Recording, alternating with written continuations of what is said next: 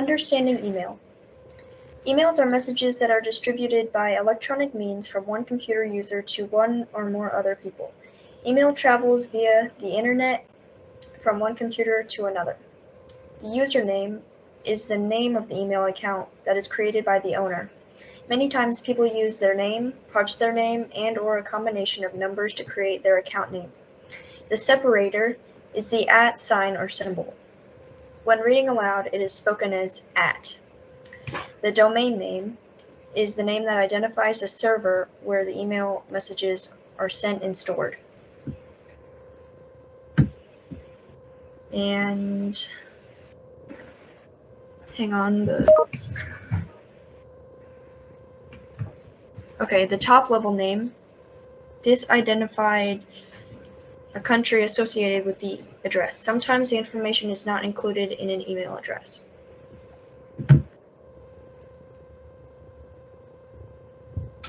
There are a variety of things you can do with an email account. You can compose and send messages, so you write a message and send it to someone else, and you can reply. You can respond back to an email someone else already sent to you. You can also forward an email, which is pass along an email that you received from others, and you can attach, which is sending a file such as a document or photo to someone else by attaching it to a message.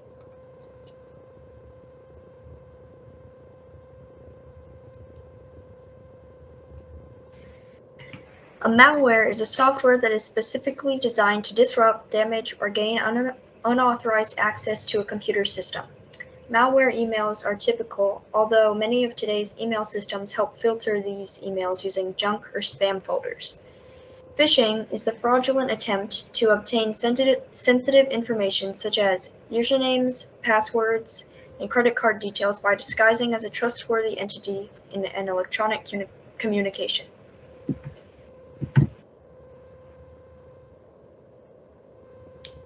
All right, so thinking about email and comparing it to some of the other forms of communication that we do have, what are some pros to email and then maybe some cons or things that email would not work with?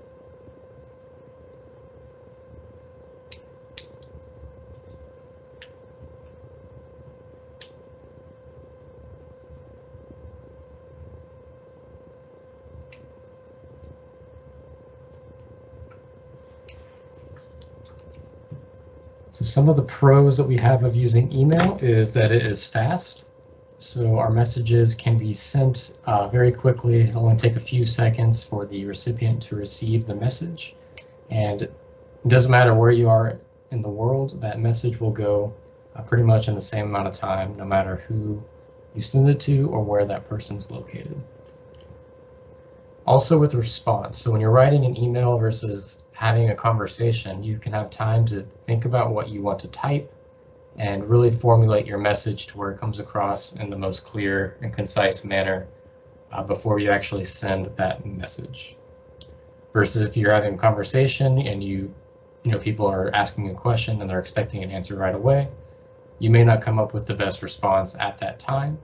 And so email definitely helps you give you that time to really get your message across.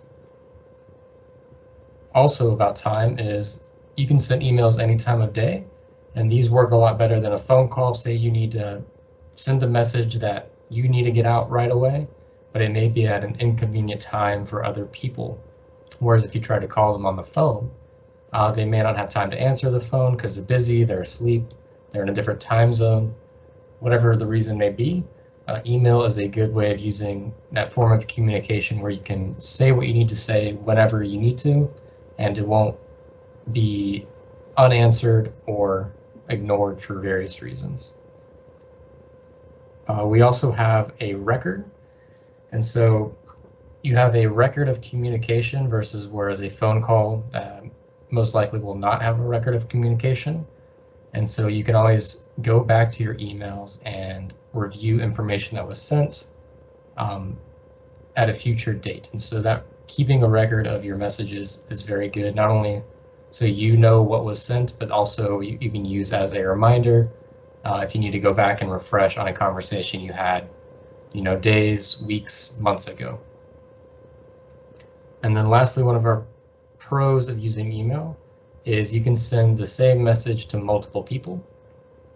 So instead of having to call multiple people and say the same message more than once, using an email, you are able to get your message across to as many people as you need to at one time. And hello, thank you for joining us. So we're just going over our pros and cons of of using email communication right now. And so feel free to chime in if you have any examples of the pros or the cons of using email. And so you can either type it in the chat or you can unmute as well if you'd like to do that. And so we just reviewed some of the pros of using our email or using an email account. Can anyone think of the cons or maybe some reasons why you would not want to use an email account?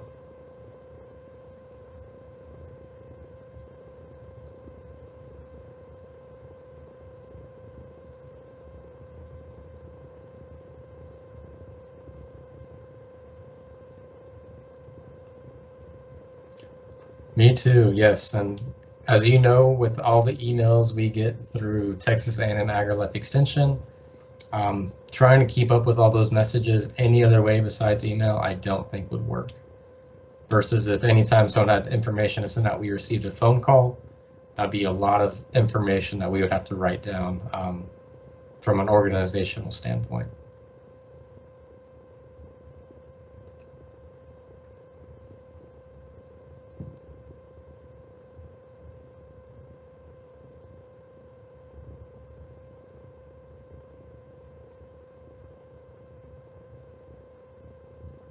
Very good point. Yes, so we can't really understand tone as well in email versus if you're having a conversation in person or if you were having a conversation over the phone. Yeah, that tone can a lot of times be misinterpreted or miscommunicated, as you were saying. Very good. All right, anyone else have some pros or cons of using email?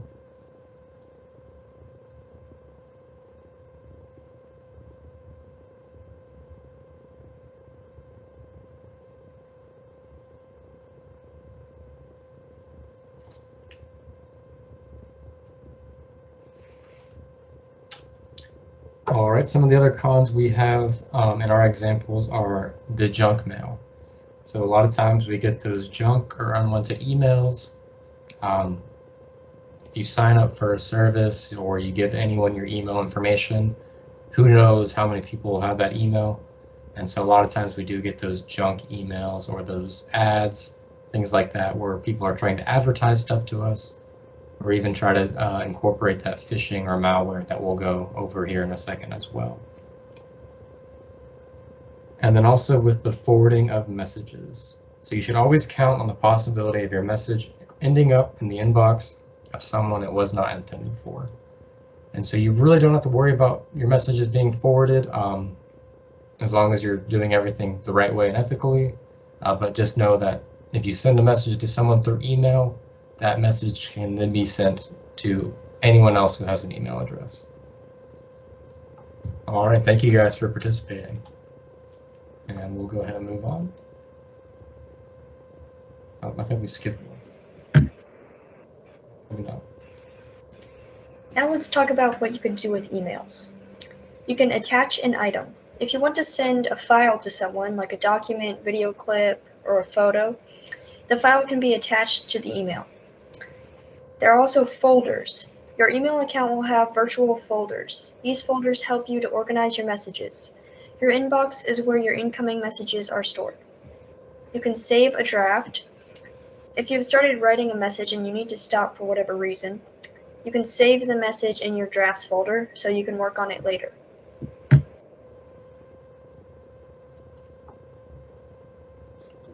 Let's talk about how you can misuse your email. So you should never misuse it in these ways. Don't use your email for long or complicated messages, and don't use it for questions that require a lot of clarification. We should keep our questions more short and concise. And you should never use an email for delivering discrete or sensitive or private information. This should be done in person or over the phone. You should never send an angry message through email, and you should not email things that you should say in person.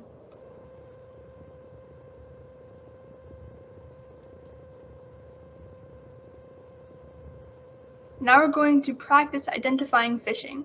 Now the employee who works for the University of Georgia received this email message. Her supervisor is Ark Smith, so she regularly receives emails from him. However, after further investigation, there are some suspicious things about this message.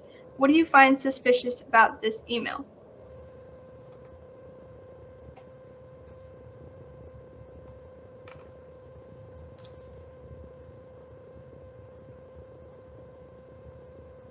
So if you guys can see that email on the right-hand side of our slide, just take a few moments to review it and then come up with what you think seems strange or fishy about this email.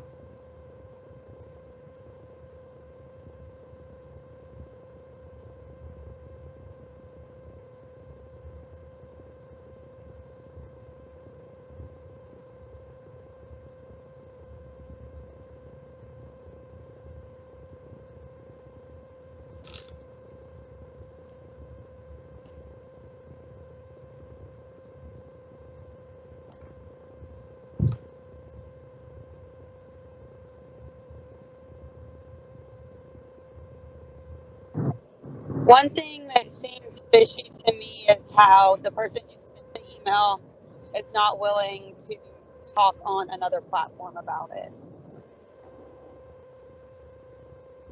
Very good, yes. So they only want the information back on the email. Anyone else?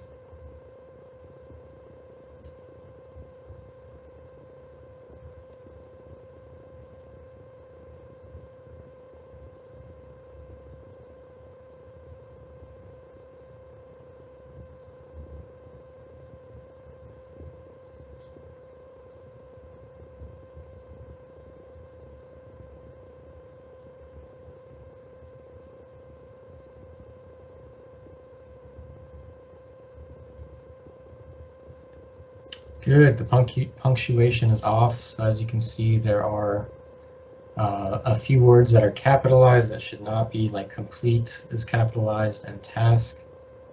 Also, it just says am in a meeting instead of I am in a meeting. Very good. One other thing to notice, or one of the other things that you can notice as well, which happens to me in emails I get, is it shows that this message came from Arch Smith, but then if you look at his email address, it doesn't include his name, and it doesn't have the UGA or University of Georgia .edu ending to their email. And so that can be a red flag as well. And so it's always an important note to, instead of just looking at the name, always review the actual email address that it came from.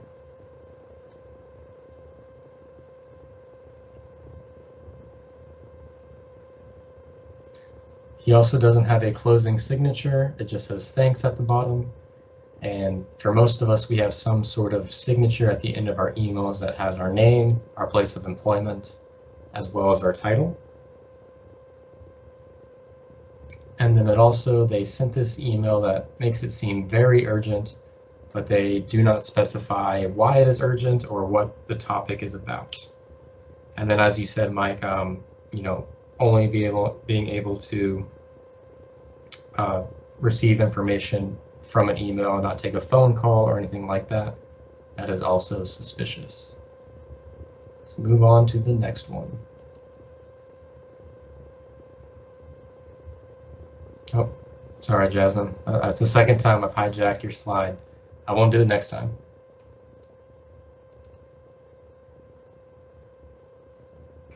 So we're going to practice identifying phishing again.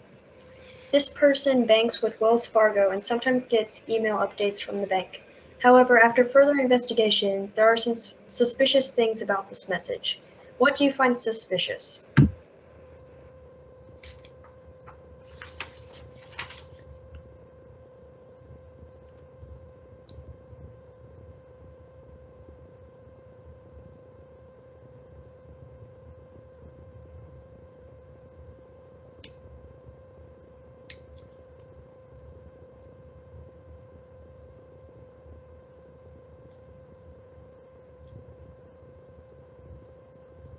Very good, the link.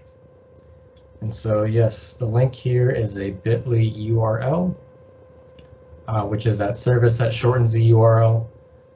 Sometimes people do use this, but from companies or organizations, especially if they're sending you the direct link, they typically do not use that bit.ly service. And so we use that here in our office as well sometimes in case the link is very long. But if it's from a text message or someone that you're not sure about, if you see a bit.ly link and it's from someone that you do not trust, then yes, very good. What else?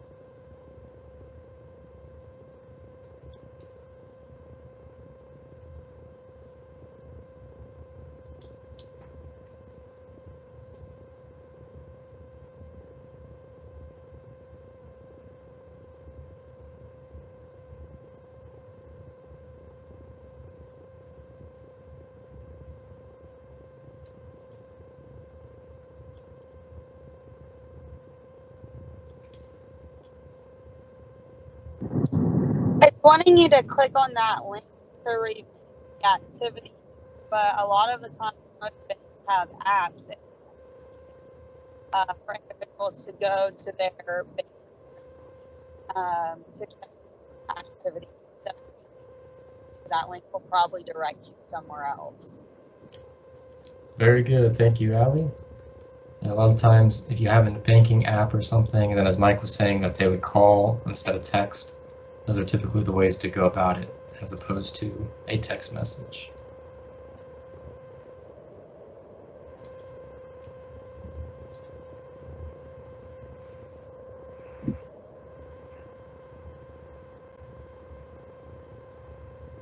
And so you guys got most of those, and the other one on the bottom, what is that last note as well, Zoe, about this message? The spelling, grammar, and mechanics of the text raise concerns. The message is not complete. Very good. So if we look at the bottom of that text message, you can see it kind of just cuts off. And so that is also very suspicious.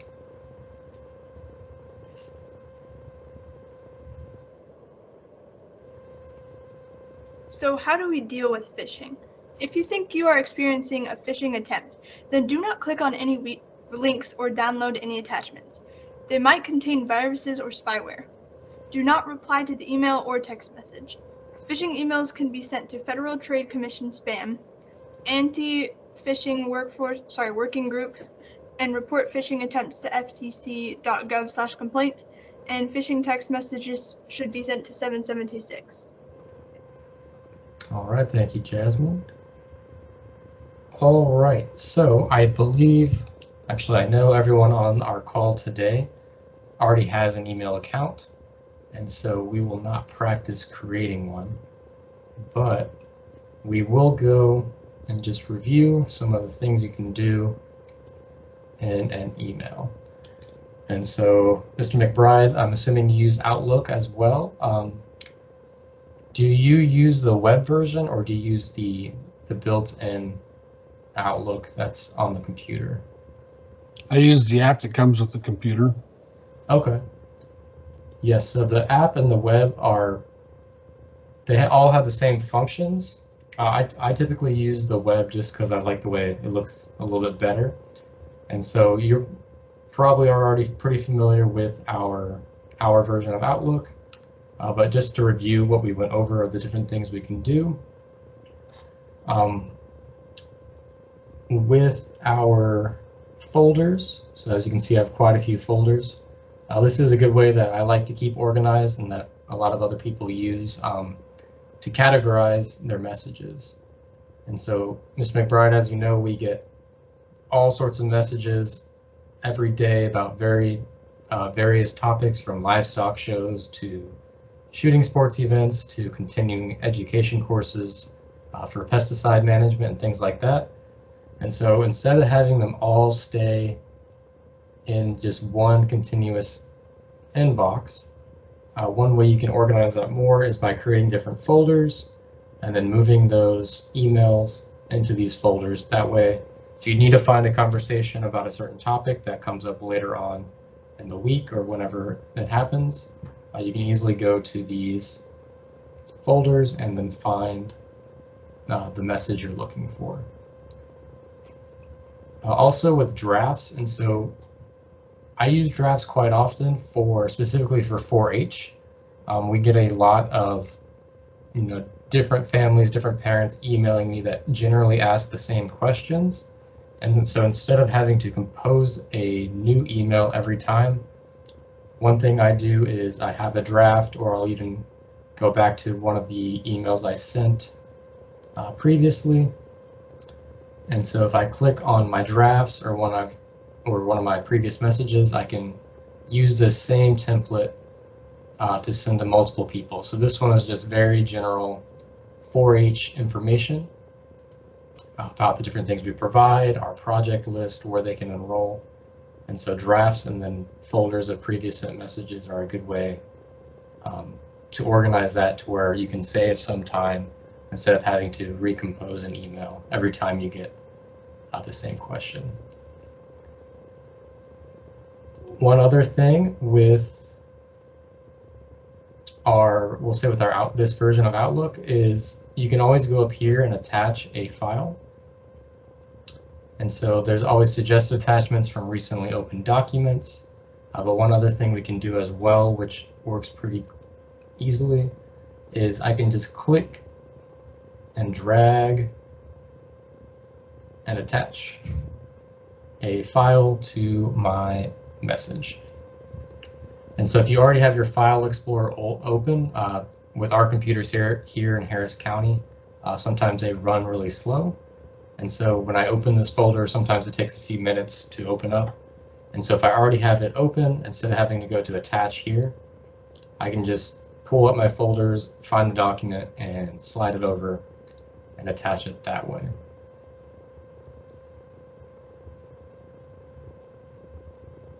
Also, depending on your email service that you use, whether it's Outlook or Gmail, you typically also have a calendar, which has a lot of cool features in there as well. And so if you are using Outlook or even Google, you can go to your calendar and then you can schedule meetings, you can put reminders in here. In this version specifically, you can create tasks to where if I needed to remind myself to do something, I could type it in here. And so I'll put one that Allie will like. Reminder to send in 4-H Tech Changemaker attendance.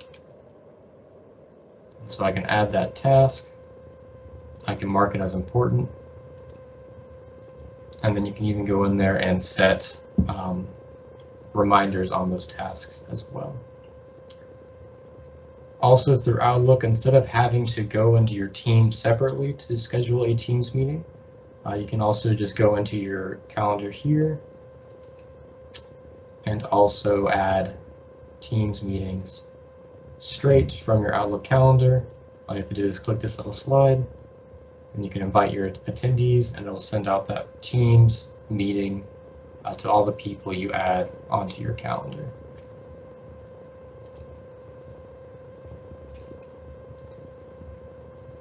And then Mr. McBride, did you have any specific questions about using Outlook or anything that? No, I've used it for several years already. Perfect.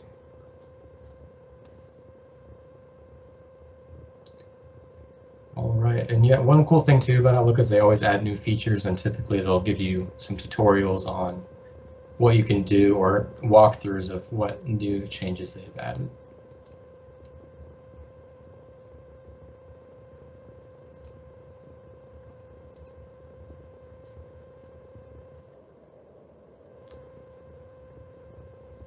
All right, so now we are towards the end of our presentation.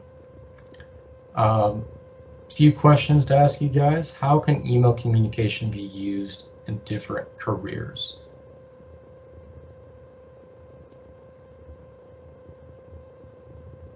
And so essentially, how can email communication, we'll use Texas A&M AgriLife for example, since we both work for them. How can we use this to make our lives easier or make it work specifically towards our goals with our Microsoft Outlook that we use?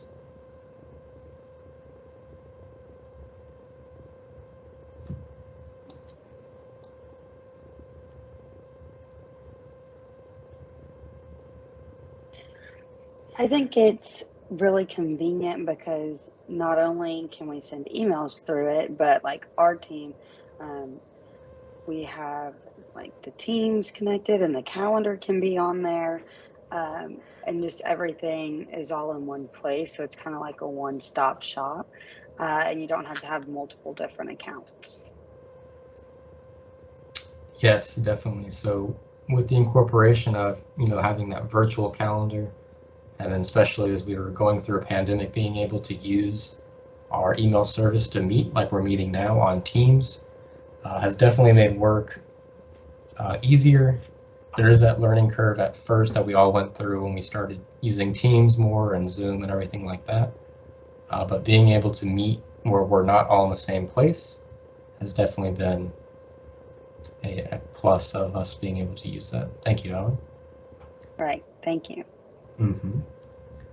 I like the statewide reach. I can reach any agent or all agents if I need to. Absolutely, yeah. And so that's one thing that we have built into our email that definitely helps us. Instead of having to even, type out every agent's email address, we do have those pre-made contact lists to where we can just send out an email to all of our agents at one time. What are some important email communication skills to have?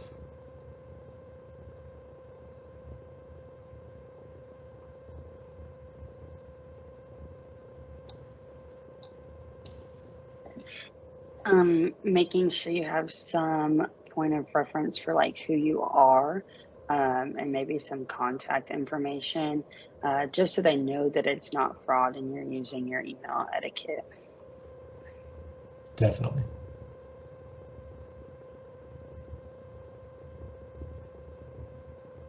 Use the spell check. Credibility kind of goes out the window with a lot of misspelled words. Absolutely, and that's one thing I definitely use spell check, not because I don't know how to spell the word, but because sometimes I'm typing too fast and I'll misplace a letter, I'll throw in a letter that's not supposed to be there. And so being able to use that spell check definitely helps me, for one. I also have the bad habit of capitalizing words that shouldn't be when I'm typing. I don't know why I do it, I do it, and then I always have to go back and reread my emails because there'll be a "the" or a random word that is capitalized.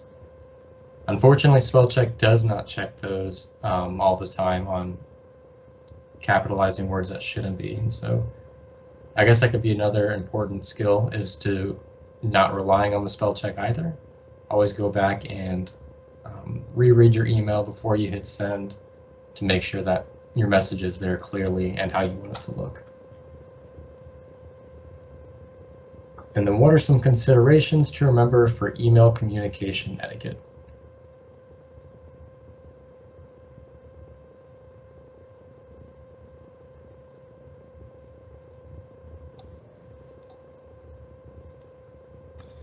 I try to avoid a lot of slang.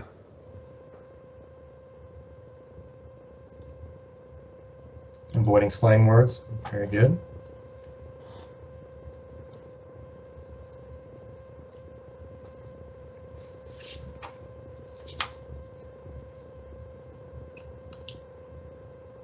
Some other things too would be when you're sending emails to certain people, making sure you have them all copied. Not copying people on emails who don't necessarily need to be. That's one as well. We always want to try to avoid over sending messages. And so, for example, if I was sending a message to a 4-H family, I don't necessarily need to copy the entire 4-H staff the entire time or with every single message that I'm sending. And so that's also a consideration too, is you don't want to flood people's inbox, just as you wouldn't want to call someone, 10 times in a row, or text them, 5 or 6 text messages in a row as well.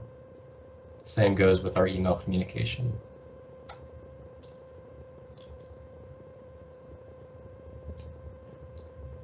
All right, Jaden, thank you for joining in. We are on our reflection portion. I know you missed our lesson, but if you would like to review some of these reflection questions and then answer any that you see fit, feel free to.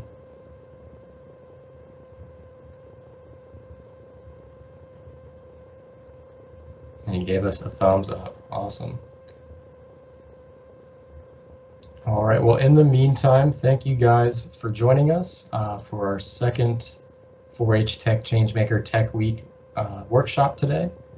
As a reminder, we will be back on Friday from 1 to 2 at the same time.